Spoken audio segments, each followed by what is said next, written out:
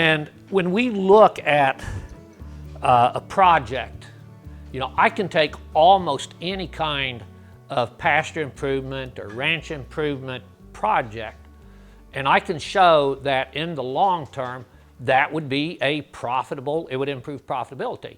But there's two sides to doing these improvement and development projects. One of them, is it financially feasible? Is it economically valuable to do it? And the other one is, how are you going to pay for it? And for most of us, that's a cash flow situation. The types of ranch improvements that we're going to talk about over the next few days, there aren't very many bankers that lend money for those type of projects because there's no liquidity to them.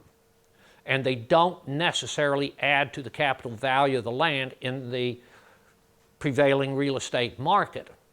And so we might do a budget and say, okay, in 7 years this is going to pay out. A lot of us don't have 7 years of flexibility. So we got to figure out, how do we do something that in a single year, or maybe at most 3 years, is going to be completely recover our investment. Now, if you make an investment in some kind of ranch improvement like stock water development, fencing, those sorts of things, they're going to have a much longer life than the horizon over which you're trying to recover your capital investment.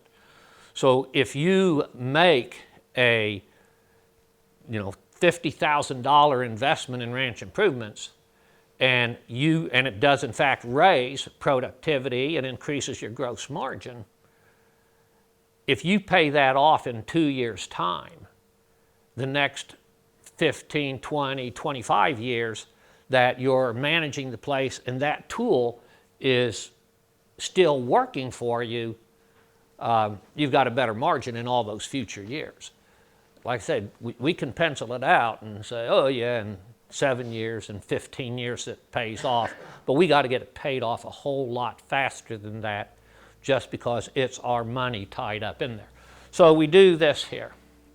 I am very much about planning and crunching numbers. I am a spreadsheet geek. I don't know how I became that way. Well, actually I do know.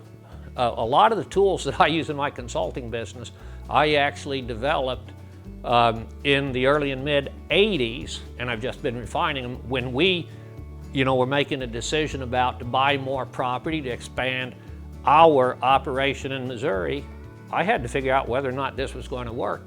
So yeah, if it won't work on paper, it probably won't work out on the ground.